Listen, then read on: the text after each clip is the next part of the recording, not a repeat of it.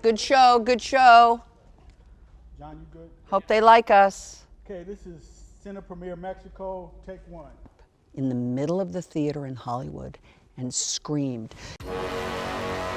He waited for this night. He's waited for me. I've waited for him. As an actress, how hard is to go back and play Laurie? In this case, particularly because it's the sequel for the first Halloween, and we're not considered the other movies. Well, it's what I think makes this so special. You know, remember that I don't believe that movies are created to be sequels. I think they're created to tell a story. Yeah. And then if it becomes successful, then you build on that story. Now, there are a few examples. I think Star Wars, they knew what he had envisioned, a trilogy and a very specific linking.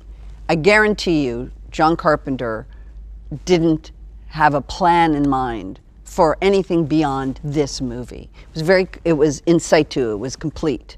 And I love the idea that this is the direct sequel. It is 40 years later from what happened on October 31st, 1978. And now we're seeing what happened to Laurie Strode 40 years later. And how is Laurie? Not doing well. Let's just say, I think this is a movie about trauma.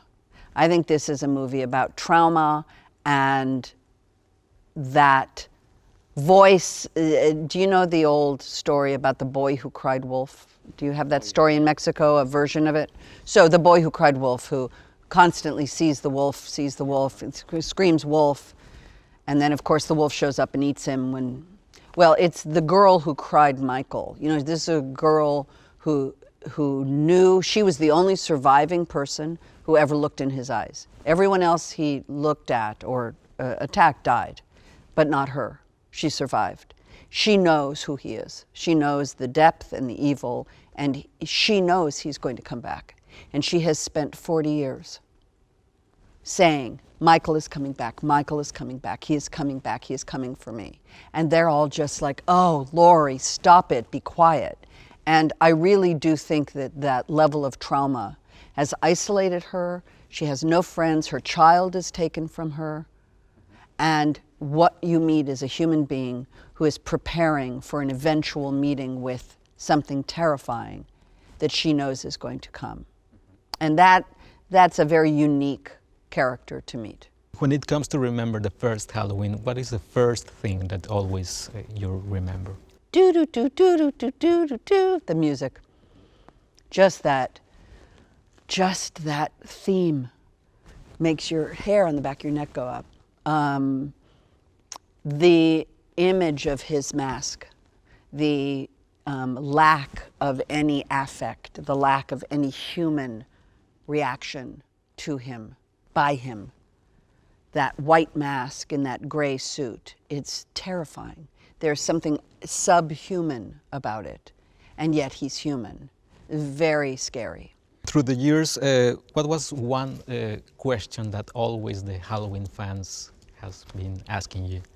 Why did you drop the knife? Why? Why did you throw the knife away? Over and over again. And, you know, of course she threw the knife away because it's written in the script she throws the knife away, because if she doesn't, we don't have the movie. So, you know, people do stupid things in movies because it's written, but the truth of the matter is that's what people often say to me, is why did you throw the knife away? The movie horror genre, do you think it needs to be a low-budget film to really be the spirit of the movie, or it has to be also big budget? I think the simplicity of this story, the ubiquity of babysitters. I don't know in Mexico if you have the same thing where young women and men, after they become teenagers, 15, 16 years old, in order to make some money, take care of people's kids at night while those adults go out to dinner. Do you have babysitting like that? Probably, but not with pay. Not with pay. Okay, well in this country it's how very low pay, but it's how people make a little money as a teenager. And there's something about the innocence of that action, of teenagers watching kids. John, the original construct of the movie was a babysitter slasher movie. That, you know, Deborah Hill and he created the idea that it took place on Halloween night. We call the movie Halloween. But I think just that simplicity, the budget is less the issue. It's the storytelling. It's the creating real characters that you care about. That happens in the writing. That doesn't happen in the acting, that happens in the writing. And I can tell you that John Carpenter said to me, I really want you to be very vulnerable. Now, I didn't understand the word vulnerable when I was 19. I kind of looked it up. I knew what it meant. But I mean, I looked it up and it seemed weak to me. And I didn't want to be a weak character. But I was like, okay. And I did what I was told. And I remember going to see that movie when it was first out in Hollywood at like a 10 p.m. screening on a Saturday night. And the theater was jam-packed. And I remember watching the whole movie and the gentle opening with the girls and they're walking to school, talking about boys, and then the beginning of the uncertainty. And then we know what happens in the house across the street. We know that there's someone killing people across the street. And Laurie Strode is looking out the window like, what are they doing? Are they playing games on me? And she leaves. She starts to walk across the street.